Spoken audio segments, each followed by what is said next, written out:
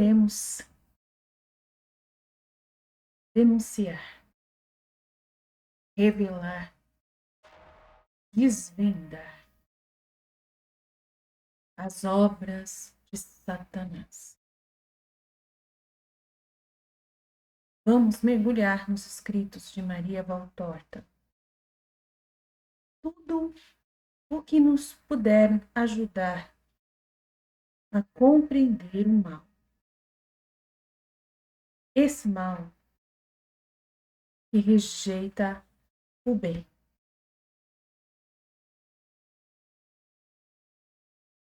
Esse amor que é satânico.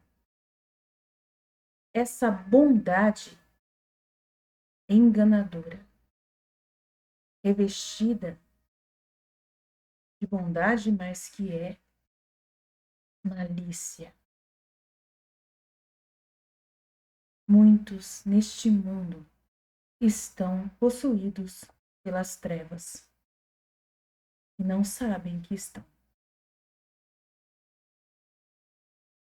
Muitos pensam que estão seguindo a verdade, mas eles mesmos é que fazem com que essa mentira se torne uma verdade. Estamos no tempo de uma cultura demoníaca. O mundo, como nunca, jaz tão grandemente sob o olhar maligno. As forças dos ares, das trevas, estão reinando. O Senhor nos chama a conhecer, a perceber, a nos vigiar, a buscar revelar se em nós há algum olhar maligno, há alguma sede pelo pecado, há alguma maldade incubada, algum prazer ilícito que gostamos de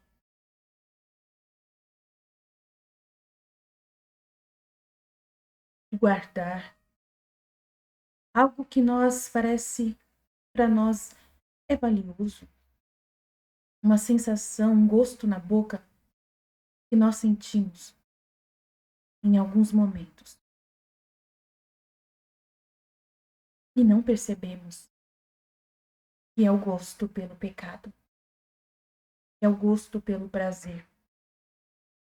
Nós justificamos certas atitudes, certos comportamentos, nós nos revestimos de conhecimentos, através das nossas experiências, através dos nossos sentimentos. Nós pensamos que estamos fazendo o correto em muitas coisas, mas pode ser que não. Por isso, vamos pedir a ajuda de Jesus através dos escritos da mística Maria Valtorta. Ele quer nos ajudar, nos diz: levanta-te. Vamos santificar o dia com uma página do Evangelho como me foi revelado. Porque a minha palavra é santa. Olhar os dias de Cristo na terra já é santificação, disse Jesus a Valtorta. Pois repetir o que diz Jesus é santificação. Porque pregar Jesus é santificação. Porque instruir os irmãos em Cristo é santificação. Ser-te-á dada uma recompensa muito grande por esta caridade. Se você ouvir essa palavra de Jesus, colocá-la em prática e divulgar e compartilhar para todos que você conhece. Não veja esse vídeo como uma indireta que você vai mandar para as pessoas. Veja esse vídeo como um alerta, como uma cura, como uma libertação. Jesus está indo para Jerusalém. Antes de ir para Jerusalém, passa por Betânia.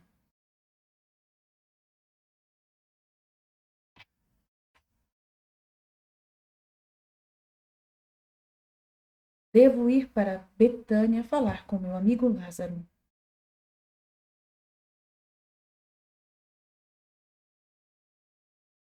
Por isso, ele diz: iremos e mostrar-lhe-eis que lá no templo eu não tenho medo. Não tenho medo dos fariseus e das suas ameaças.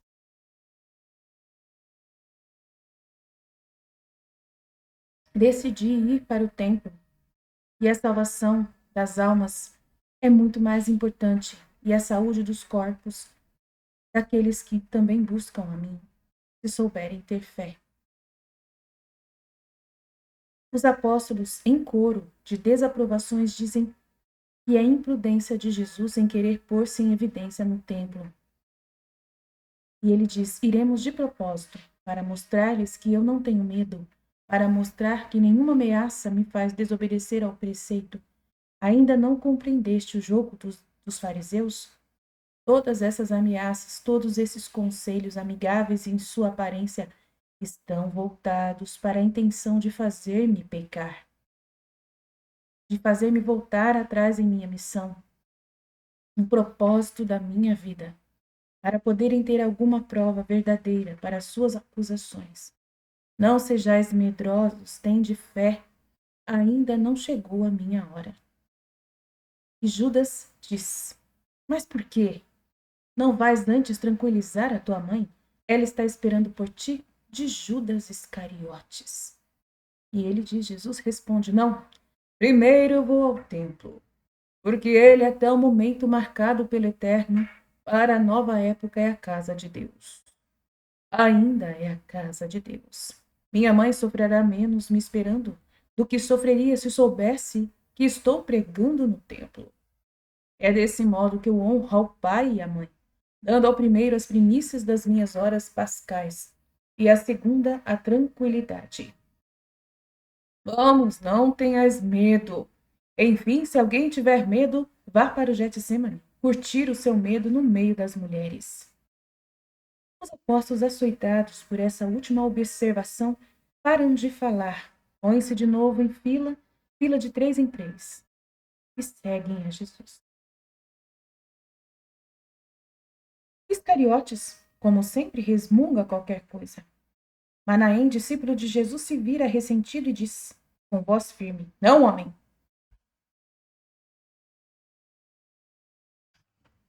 Eu peço ao mestre que ponha à prova a minha sinceridade. E Jesus diz: não há necessidade disso, Manaém. Vamos embora. Entram no recinto do templo, pelo lado da fortaleza Antônia. Os soldados romanos olham, mas não se movem. Eles trocam palavras uns com os outros. Jesus os observa para ver se há algum de seu conhecimento, mas não vê nem Quintiliano nem o soldado Alexandre. Iscariotes o provoca. Por que não repetes aquele gesto santo? Não estás vendo? Eles já se esqueceram e a profanação se instalou de novo na casa de Deus. Não te afliges com isso? Não te levantas para defendê-la? Iscariotes provocando Jesus para quebrar de novo as bancas dos vendedores do templo. O rosto sereno e formoso, mais irônico e falso, ainda que Judas tenha tomado todo o cuidado para não parecer assim, chega até ser traiçoeiro. Quando ele, um pouco inclinado, como se estivesse prestando um respeitoso favor, disse aquelas palavras a Jesus, aconselhando. Olhando-o de alto a baixo, Jesus responde: ainda não é hora, mas tudo será purificado e para sempre. Judas ri em sua malícia por um instante e depois comenta: o para sempre dos homens. Isso ainda é muito precário, mestre. Tu estás vendo? Jesus não lhe dá resposta, atento como está em saudade longe José de Arimateia, que vai passando recoberto com o seu manto e acompanhado por outro.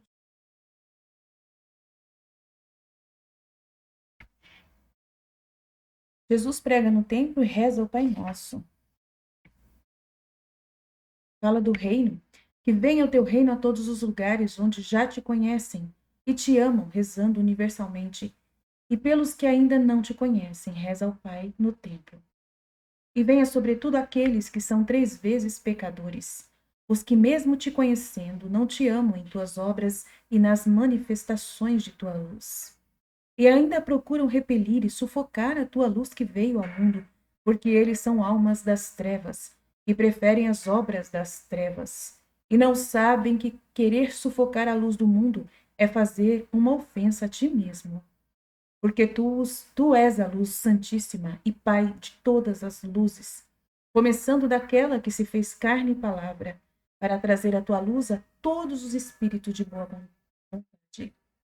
Seja feita, ó Pai, a tua vontade por todos os corações que existem no mundo, isto é, que se salvem todos os corações, e para que ninguém seja sem fruto o sacrifício da grande vítima, pois esta é a tua vontade, que o homem se salve e goze de ti, Pai Santo, depois do perdão que está para lhe ser dado.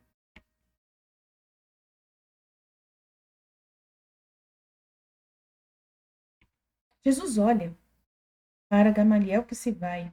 Depois toma de novo a palavra para responder a alguns que estão resmungando uns com os outros e que parecem estar escandalizados, pois para tornarem mais patente o seu escândalo, o descarregam sobre Judas de Iscariotes, acrescentando muitas queixas que o apóstolo tem que engolir sem reagir, encolhendo os ombros com o rosto nada satisfeito. Jesus diz: em verdade vos digo que aqueles que parecem ser uns bastardos são filhos verdadeiros, e que os filhos verdadeiros se tornam bastardos. Ouvi vós todos uma parábola. Há tempo houve um homem que, por causa de alguns compromissos, teve que ausentar-se por muito tempo de casa, deixando seus filhos, que eram ainda poucos, mais do que umas crianças. No lugar onde ele estava, escrevia cartas aos seus filhos maiores para conservá-los sempre no respeito ao seu pai distante e para fazê-los lembrarem-se dos seus ensinamentos. O último filho nascido depois que ele tinha viajado ainda estava com a ama de leite, uma mulher que morava longe de lá, nas terras da esposa, mas que nem era de sua raça. A mulher veio a morrer, enquanto este filho ainda estava pequeno e longe de casa. Os irmãos disseram: vamos deixá-lo onde está, com os parentes de nossa mãe. Talvez o pai não se lembrará mais dele e com isso nós levemos vantagens, tendo que dividir a herança com um a menos quando nosso pai vier a morrer. E assim fizeram. Desta maneira, o menino que estava longe viveu criado por seus parentes do lado da mãe, sem ter conhecido os ensinamentos do seu pai, sem saber que tinha um pai e irmãos, ou pior, conhecendo o que é a amargura de ter que repetir assim. Eles todos me repudiaram como se eu fosse um bastardo, e chegou até a pensar que o fosse, pelo tanto que se sentia rejeitado pelo pai. Quis o destino que ele, tendo se tornado homem e tendo se colocado em um emprego, porque irritado como estava por aqueles pensamentos, tinha começado a odiar até a família de sua mãe, que ele reputava culpada de adultério. Aquele jovem tinha ido à cidade onde estava seu pai e, sem saber quem era o pai, dele se aproximou e teve a oportunidade de ouvi-lo falar. O homem era um sábio, e como não tinha o prazer de tratar com seus filhos porque eles estavam longe, eles resolviam as coisas por si mesmos, mantendo apenas um relacionamento convencional com o pai distante. Apenas para fazer lembrar de que eles eram seus filhos e que por isso não se esquecesse deles no testamento. Ele se ocupava muito em dar bons conselhos aos jovens, dos quais ele conseguia aproximar-se do lugar onde esse jovem ficou atraído por aquela bondade de pai para com todos aqueles jovens. E não somente se aproximou dele, mas viu um tesouro em cada palavra dele, que ia tornando melhor o seu espírito exasperado. Este homem adoeceu e teve que voltar para sua terra. E o jovem lhe disse: meu senhor, só tu é que me falaste com justiça, levantando meu espírito. Deixa que eu te acompanhe como teu servo. Não quero recair no mesmo mal de antes. O homem disse: vem comigo, ficarás no lugar do meu filho, do qual eu não pude mais ter notícia. E voltaram juntos para a casa paterna. Nem o pai, nem os irmãos, nem o próprio jovem puderam ter a ideia de que o Senhor estivesse reunindo de novo os que eram do mesmo sangue, debaixo de um mesmo teto. Mas o pai teve muito que chorar pelos filhos que ele conhecia, pois os encontrou esquecidos dos seus ensinamentos, insaciáveis, duros de coração, não tendo mais fé em Deus, mas ao contrário, com muitas idolatrias. E em seus corações a soberba, a avareza, a luxúria eram seus deuses, e não queriam ouvir falar de outra coisa, que não fosse alguma vantagem humana. O estrangeiro, porém, sempre se aproximava mais do Senhor, tornando-se justo, bom, amoroso e obediente. Os irmãos o odiavam, porque o pai amava aquele estrangeiro, mas ele os perdoava, porque havia compreendido que no amor é que está a paz. Um dia, o pai, desgostoso com o procedimento de seus filhos, lhes disse: Vós estáis desinteressados pelos parentes de vossa mãe e até pelo vosso irmão, mas lembrai-vos da conduta dos filhos de Jacó para com o seu irmão José. Eu quero ir àquelas terras para saber notícias dele. Pode ser que eu o encontre e com isso me console. E se despediu tanto dos filhos conhecidos como do desconhecido, dando a este uma provisão em dinheiro a fim de que ele pudesse voltar ao lugar de onde tinha vindo e lá se estabelecesse por algum pequeno comércio. Tendo chegado às terras da falecida mulher, os parentes dela lhe contaram que o filho abandonado, cujo nome primitivo era Moisés, mas que tinha passado a chamar-se Manassés, porque realmente ele, ao nascer, tinha feito que seu pai se esquecesse de ser justo, tendo-o abandonado. Não sejais injustos comigo. Havia-me sido dito que do menino se tinha perdido todas as notícias e eu nem esperava mais encontrar nenhum de vós.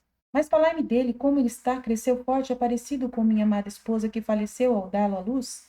Ela está bem? Ele está bem? Ele me ama? É forte e é belo como sua mãe, só que tem os olhos de uma cor negra pura. Mas da mãe ele herdou até a figura de uma alfarroba, que ela tinha de um lado. E de ti ele tem somente a tua pronúncia, um pouco gaguejada. Depois de adulto, foi-se embora daqui, muito aborrecido com a sua sorte, tendo dúvidas sobre a honestidade de sua mãe, e de ti, tendo um grande rancor. Ele andou para além dos montes e dos rios, chegando até Trapázio, para... Estás falando Trapázio? Lá no Sinópio? Oh, falai. Eu morava lá e conheci um jovem um pouco gago, sozinho e triste, muito bom, ainda que por baixo daquela sua crosta de dureza. É ele? Falai-me dele. Talvez seja ele. Torna a procurá-lo. Do lado direito ele tem a figura de uma alfarroba em relevo escura, como tinha tua mulher. O homem partiu precipitadamente, esperando encontrar ainda estrangeiro em sua casa. E ele havia partido para voltar à sua colônia em Sinópio. E o homem foi atrás dele até que o encontrou. Fez que ele lhe descobrisse o lado e o reconheceu. Caiu de joelhos, dando graças a Deus por ter-lhe restituído o filho, e melhor do que os outros, que cada vez mais se bestializavam, enquanto que este, naqueles meses que se tinha passado, se havia tornado sempre mais santo. E ao filho bom ele disse: Tu terás a parte dos irmãos, porque tu, sem teres o amor de ninguém, te tornaste justo, mais do que qualquer outro. E não era justiça? Sim, que o era. Em verdade eu vos digo. São verdadeiros filhos do bem, aqueles que, rejeitados pelo mundo e desprezados, odiados, vilipendiados, abandonados como uns bastardos, reputados com uma vergonha e uma morte, sabem superar os filhos que nasceram na casa, mas são rebeldes às leis dela. Não é o ser de Israel que dá direito ao céu. Não é ser fariseu, escribas ou doutores que se assegura a sua sorte, mas é ter boa vontade e vir generosamente em busca da doutrina do amor, para se renovarem nela, fazerem-se por meio dela filhos de Deus em espírito e em verdade. Jesus se vira para o grupo dos prosélitos doentes. Sois capazes de crer em tudo o que eu disse? Pergunta em voz alta. Sim, ó Senhor, todos respondem. Senhor, tu sabes o que mais nos falta. Dai-nos, sobretudo, a paz e a vida eterna. Disse Jesus: Levantai-vos e ide louvar ao Senhor, estáis todos curados no nome santo de Deus.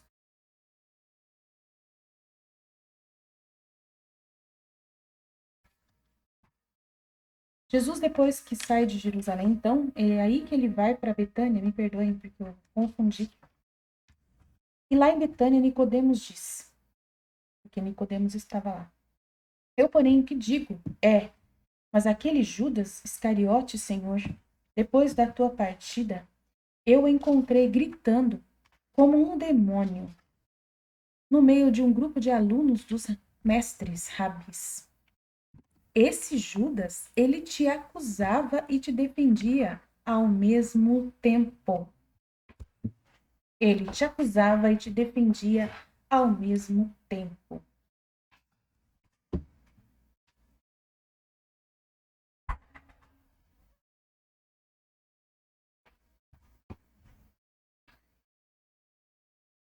Estou certo de que ele estava convicto de não fazer senão somente o bem ali.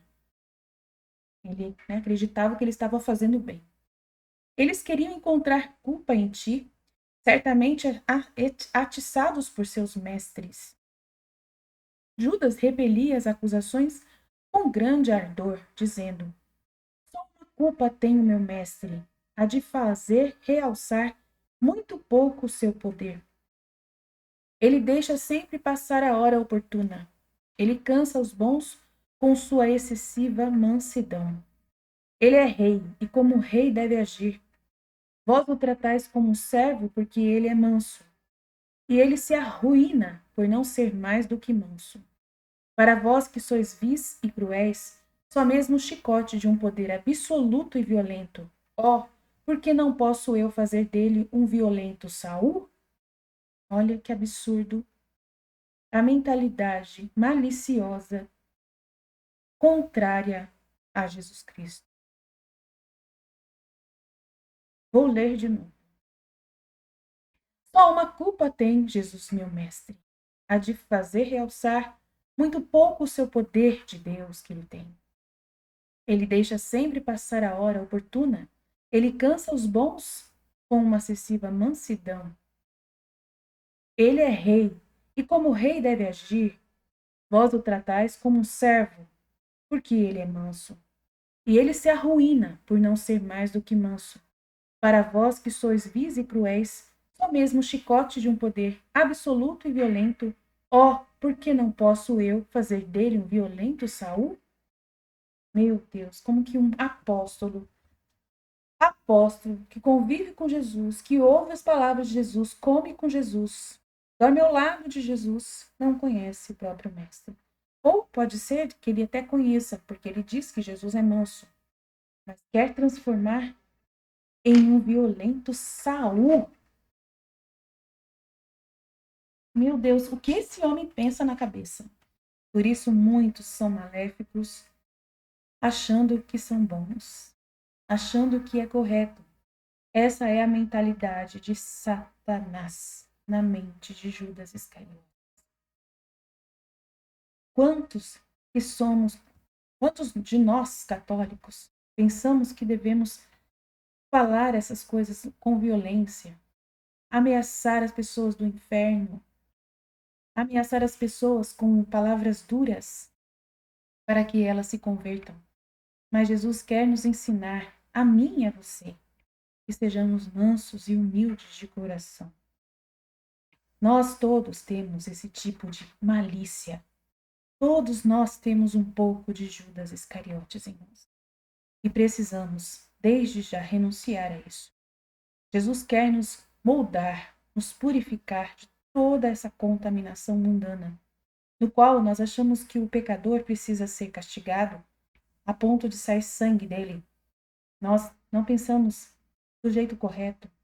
Quando alguém é procurado pela polícia porque fez chacina, todos falam que essa pessoa tem que morrer, que essa pessoa tem que ser tirada da terra, que essa pessoa tem que pagar o que está fazendo. Claro que tem que pagar, porém, nós não percebemos a violência que move-se dentro de nós. A ira, a malícia, a maldade. E não pensamos que esse é um filho de Deus que nós precisamos rezar por ele e pedir a sua conversão. Justiça, sim, precisa ser feita quando alguém é um pecador que causa muito estrago na sociedade, que mata pessoas, porém, ele ainda é, acima de tudo, um filho de Deus. E nós não temos misericórdia. Nós não rezamos uma Ave Maria, muitas vezes, quando nós vemos notícias de pessoas corruptas, de criminosos, de grandes pecadores. Nós olhamos para eles e ficamos com repugnância, com uma ira, e alimentamos muitos sentimentos terríveis dentro de nós. Nada, não somos nem um pouco diferentes de Judas Iscariotes. Por isso, se você é do tipo que gosta do pecado e rejeita essa verdade, saiba o que Jesus vai dizer. Eu digo, Jesus disse, Judas é o homem, como também o é Gamaliel, homem limitado ao lado do Deus infinito. O homem é tão restrito em seu pensamento, enquanto não tiver recebido uma respiração sobrenatural, que pode acolher somente uma ideia, incrustá-la em si, ou incrustar-se nela, e assim fica. Ainda que esteja contra a evidência, cabeçudo, obstinado, pela fé talvez naquilo que mais o chocou. No fundo, Gamaliel tem uma fé como poucos em Israel no Messias entrevisto por ele e reconhecido em um menino. Ele é fiel àquelas palavras daquele menino, e assim é Judas, saturado da ideia de um Messias, como a maior parte de Israel a cultiva, confirmado nela desde a minha primeira manifestação a ele, quando eu derrubei tudo no templo com muita ira e violência, pelo zelo à casa do meu pai. É essa a imagem que ele guarda de mim, e é essa imagem na qual ele se apaixonou por mim. E ele não deseja que eu seja diferente dessa imagem. Assim é Judas, saturado da ideia de um Messias, como a maior parte de Israel a cultiva, confirmado nela desde a minha primeira manifestação a ele. Ele vê, isto é, quer ver no Cristo o Rei temporal e poderoso, e é fiel a esse seu conceito fixo, ó quantos, até no fim dos tempos, se arruinarão por um conceito errado da fé, teimosos contra toda a razão. Mas que achais vós? Que seja fácil seguir a verdade e a justiça em todas as coisas? Que achais vós? Que seja fácil alguém salvar-se só porque é um Gamaliel ou um Judas apóstolo? Não, em verdade vos digo, que é mais fácil que se salve um menino, um fiel comum, do que alguém elevado a um cargo especial ou a uma missão especial. Geralmente, entra nos chamados para uma posição extraordinária a soberba por sua vocação. E essa soberba abre as portas a Satanás, expulsando a Deus. Vou ler de novo. Hoje começa o mês vocacional e muitos estão com ideias incrustadas em suas vocações e usam suas vocações dessa forma. Por isso, nós precisamos repetir. Vamos ver o que Jesus diz novamente. Eu digo que Judas é o homem, como também o é o Rabi Gamaliel. Homem limitado ao lado do Deus infinito. O homem é tão restrito em seu pensamento, enquanto não tiver recebido uma respiração sobrenatural, que pode acolher somente uma ideia, incrustá-la em si, ou incrustar-se, fixar-se nela e assim ficar. Ainda que esteja contra a evidência, cabeçudo, obstinado, fé talvez naquilo que mais o chocou e o chamou a atenção. No fundo, Gamaliel tem uma fé como poucos em Israel no Messias entrevisto por ele e reconhecido em um menino. Ele é fiel às palavras daquele menino. E assim é Judas, saturado da ideia de um Messias, como a maior parte de Israel a cultiva, confirmado nela desde a minha primeira manifestação a ele, quando eu quebrei tudo no templo. Ele vê, isto é, quer ver no Cristo o Rei temporal e poderoso, e é fiel a esse conceito. Oh, quantos até no futuro, até o fim dos tempos, se arruinarão por um conceito errado da fé, teimosos contra toda a razão. Mas que achais vós? Que seja fácil seguir a verdade e a justiça em todas as coisas? Que achais vós? Que seja fácil alguém salvar-se só porque é um Gamaliel ou um Judas apóstolo? Não. Em verdade, eu vos digo que é mais fácil que se salve um menino, um fiel comum, um leigo comum, do que alguém elevado a um cargo especial na igreja ou uma missão especial. Geralmente entra nos chamados para uma posição extraordinária, a soberba por sua vocação. Então entra nas pessoas dos chamados, nos vocacionados, aqueles que dão a sua vida, entra a soberba por sua posição extraordinária. A soberba por sua vocação, e essa soberba abre as portas, então, a Satanás, expulsando a Deus. As quedas das estrelas são mais fáceis do que as das pedras. O maldito procura apagar os astros e vai se insinuando, tortuoso, servindo de alavanca contra os eleitos, para fazê-los sossobrar. Eu não sei o que significa essa palavra. Sossobrar. Se milhares e dezenas de milhares de homens comuns caem nos erros, a queda deles não abate senão eles mesmos.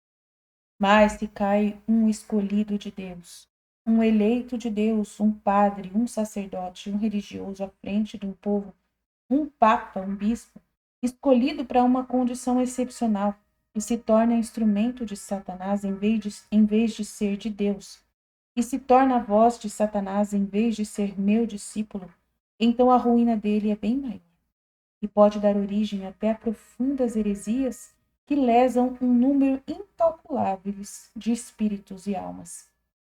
Almas, né? O bem que eu dou a alguém produzirá muito bem se cair num terreno humilde e se souber permanecer humilde, mas se cair num terreno soberbo ou se tornar assim por causa do dom que recebeu, então de bem se torna mal. A Gamaliel foi concedida uma das primeiras epifanias do Cristo. Ela devia ser o seu precoce chamado para o Cristo. É esta a razão da sua surdez à minha voz que o chama. A Judas Iscariotes foi concedido que fosse um apóstolo, um dos 12 apóstolos, no meio dos milhares de homens de Israel. Isso devia ser a sua satisfação, mas que será ele? Meus amigos, o homem é um eterno Adão. Adão tinha tudo, menos uma coisa, pois foi esta que ele quis, contanto que continue a ser Adão. Mas muitas vezes ele se transformou em Lúcifer. Tem tudo, menos a divindade, e ele a deseja. Quer o sobrenatural para causar admiração, para ser servido, aclamado, temido, conhecido, celebrado, admirado. E para ter um pouco disso que só Deus pode dar gratuitamente, ele se agarra então a Satanás, o qual é o macaco de Deus e concede simulações de dons sobrenaturais. Oh, que horrível sorte a desses insatanizados! Eu vou deixar-vos, meus amigos. Vou retirar-me um pouco. Preciso rezar e me recolher em Deus. E Jesus, muito perturbado, sai dali. Então, vamos fazer vários vídeos, nos posicionar diante dessas palavras de Jesus referente a Judas Iscariotes e alguns exemplos de pessoas que estão obstinadas no pecado. Gostam do pecado e não abrem mais os olhos e ouvidos para ouvir a verdade. Até mais. Deus abençoe você.